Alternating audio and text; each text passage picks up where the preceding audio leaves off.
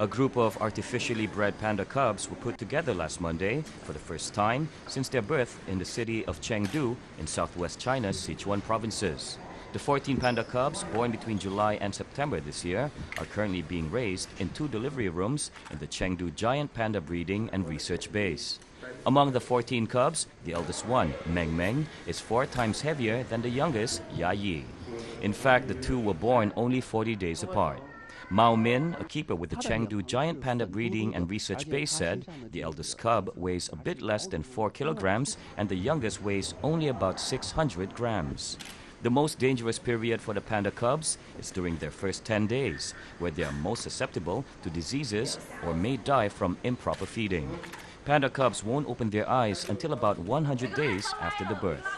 This year, the Chengdu facility has seen 17 artificially bred panda cubs born, 14 in China and 3 others in the United States and Spain.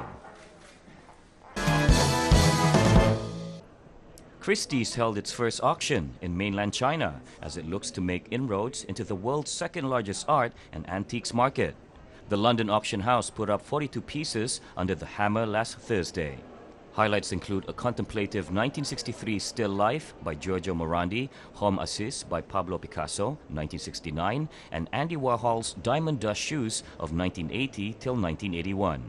Bottles of Chateau La de Rothschild 1982, Chateau Margaux 1986, and Chateau Latour 2000 will also be up for sale, a reflection of China's booming wine market. China has one of the world's largest and fastest growing markets for art, with the country's buyers now common at the international auctions. The number of Chinese clients bidding at Christie's global auctions has doubled since 2008. Christie's, which has long operated in Hong Kong, had been organizing sales in China since 2005 by authorizing a Chinese auction firm to use its international trademark due to strict regulations on setting up a solely foreign-invested auction house. The auction house said on April 9th it was granted a license to operate independently in China, making it the first international auction house to hold its own branded events on the mainland.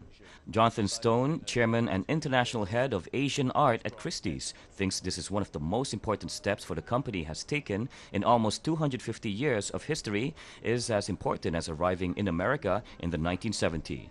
A total of 27.9 billion yuan or $4.6 billion worth of cultural relics and artworks was sold last year in the domestic auction market, according to China's Commerce Ministry.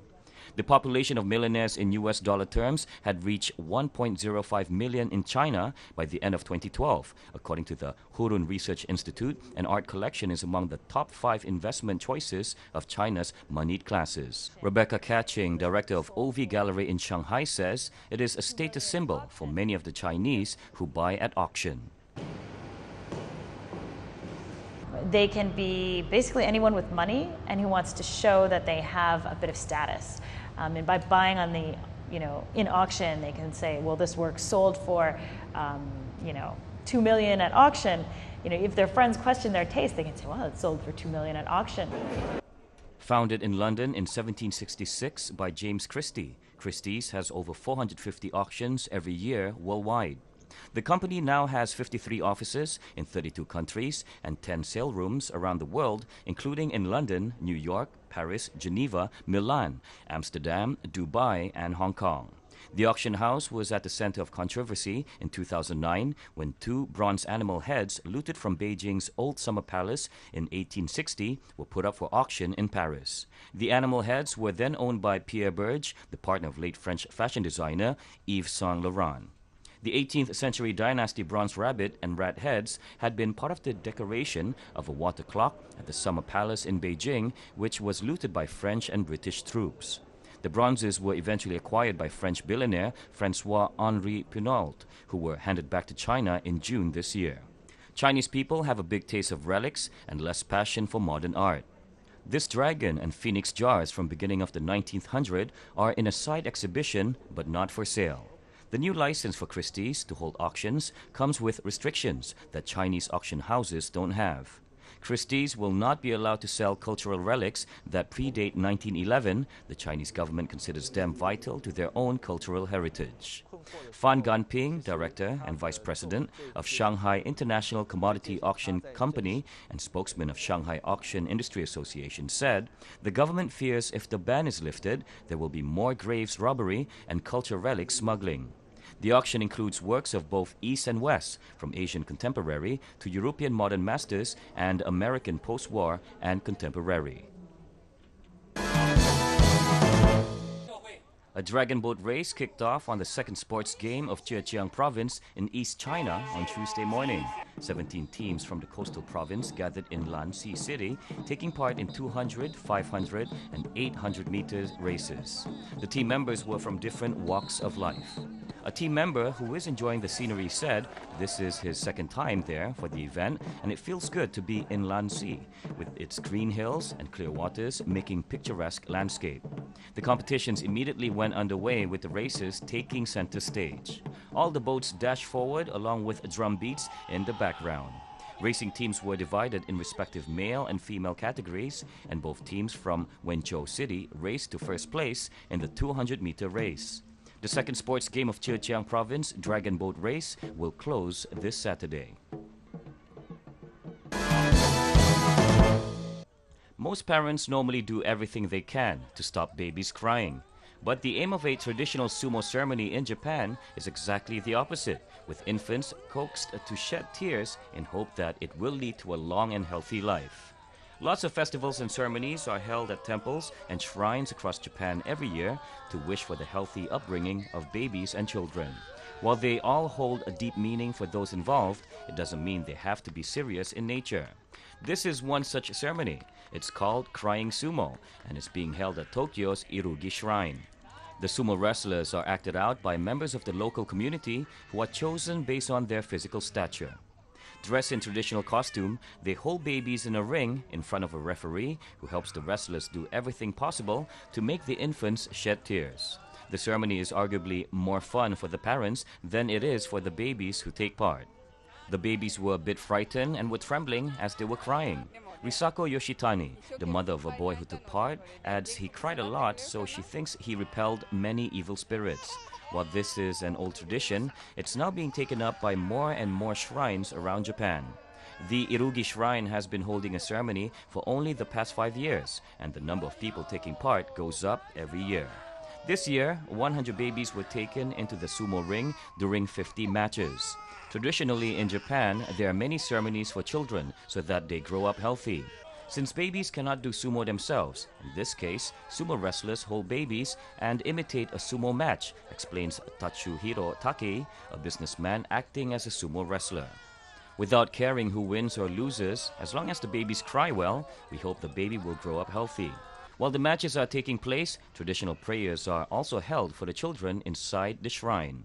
The parents have fun, the babies cry a lot, but when it's over, it's over. Hopefully when they grow up and they see themselves in all these pictures and videos, they will look upon it as a nice memory.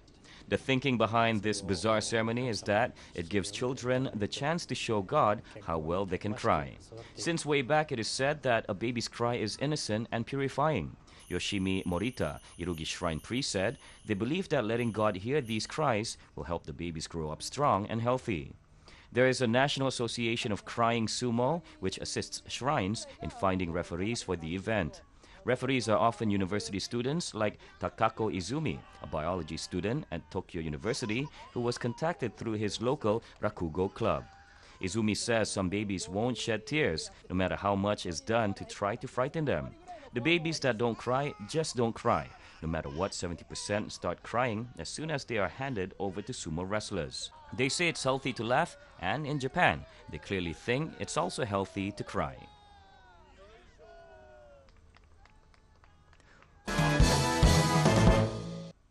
Indian Prime Minister Manmohan Singh has called for greater participation of local communities in conserving national heritage. Inaugurating the renovation Humayun Tomb in New Delhi, the Prime Minister praised the public-private partnership model that has restored the heritage site to its earlier glory. The 16th century tomb complex, which is a World Heritage Site, has been restored after 6 years of work. It was built close to the Yamuna River in 1565, 9 years after the death of Mughal Emperor Humayun. A mausoleum that inspired the Taj Mahal, the Humayun's tomb, is once again open for the visitors and dedicated to the people of the country. The public-private partnership model has restored the Humayun's tomb to its earlier glory. The restoration work of Humayun's tomb has given employment to 200,000 master craftsmen. Manmohan Singh said that these steps taken on conservation will play a significant role in the development of historical cities.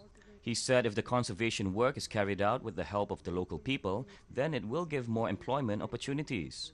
Humayun's tomb is one of the first mausoleum in Mughal architectural style. It was made after the death of Humayun in the year 1557. The foundation of the tomb was laid by his wife, Begum Hamida Bano.